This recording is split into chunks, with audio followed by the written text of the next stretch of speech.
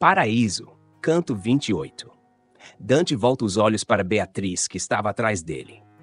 Depois, mira para frente e vê um ponto brilhantíssimo, em torno do qual se movem 9 círculos de luz, que giram mais rapidamente e são mais brilhantes quanto mais próximos estão dele. Aquele ponto é Deus. Os círculos são os coros angélicos. A jornada até este ponto havia sido repleta de revelações e desafios.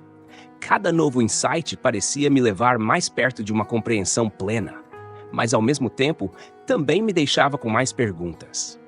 Agora, enquanto eu estava diante daquele brilho avassalador, senti algo diferente, como se o próprio universo estivesse ao alcance do meu entendimento, mas ainda um pouco além de minhas capacidades humanas. A verdade que eu procurava se revelava de forma sutil, como uma chama que brilha no reflexo de um espelho antes que a percebamos diretamente. Sabia que era real, como alguém que olha para trás e vê o reflexo de uma vela iluminando seu próprio rosto, sentindo a confirmação de que o que vê está de acordo com sua percepção. Meus pensamentos estavam em desordem, mas então lembrei-me daquelas vezes em que os olhos dela me guiaram. Aqueles olhos que agora pareciam prender minha alma. Quando me virei, sentindo a intensidade daquele olhar, fui consumido por uma nova visão.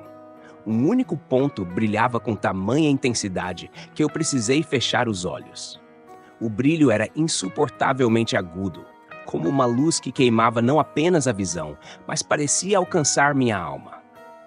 Eu não conseguia imaginar nada que se aproximasse daquele poder. Se uma estrela fosse colocada ao lado dessa luz, ela pareceria nada mais do que uma lua fraca ao lado de um sol nascente.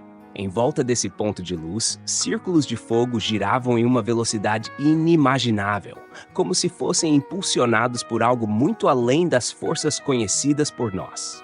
Estes círculos eram sucessivamente envoltos por outros, cada um mais distante e mais lento do que o anterior, até que o 7º círculo era tão vasto que até mesmo o mensageiro de Juno, Mercúrio, não seria capaz de contê-lo em suas asas. Os círculos continuavam a se expandir, cada um movendo-se em uma dança de luz e fogo, com a velocidade diminuindo à medida que se afastavam daquele ponto central. Quanto mais longe estavam do ponto de origem, mais lentos e menos brilhantes se tornavam. E, no entanto, minha atenção estava presa ao círculo mais próximo, o que brilhava com maior pureza, e percebi que essa proximidade indicava uma maior verdade, uma maior conexão com aquela luz infinita. Sentindo minha inquietação, ela falou com a suavidade e a clareza que sempre trazia paz à minha mente. Daquele ponto, disse ela, depende o céu e toda a natureza. Olhe o círculo mais próximo e saiba que ele se move com tamanha rapidez devido ao ardente amor que o impulsiona. Eu, ainda em busca de respostas mais profundas, respondi. Se o mundo estivesse organizado como vejo nessas rodas, eu estaria satisfeito. Mas no mundo que conhecemos, as esferas mais distantes do centro parecem as mais divinas.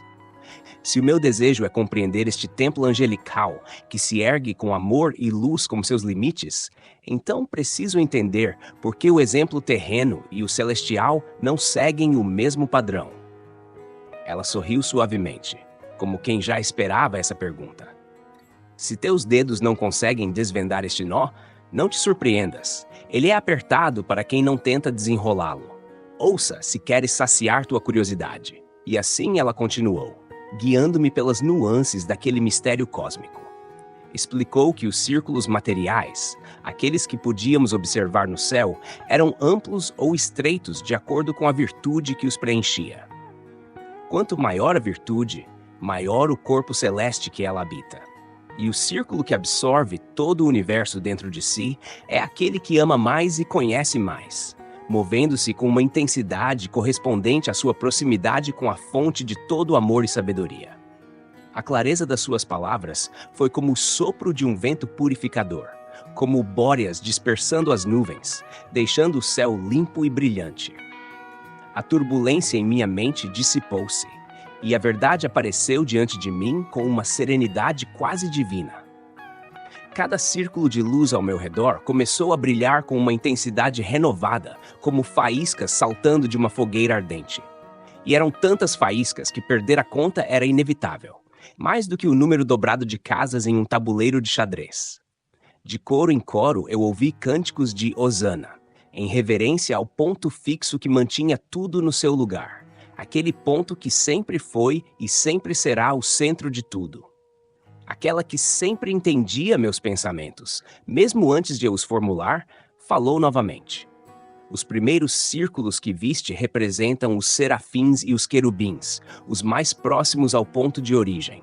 Eles movem-se com tamanha rapidez porque desejam se assemelhar à luz divina o máximo que podem. E eles podem se aproximar tanto quanto sua sublime visão permite.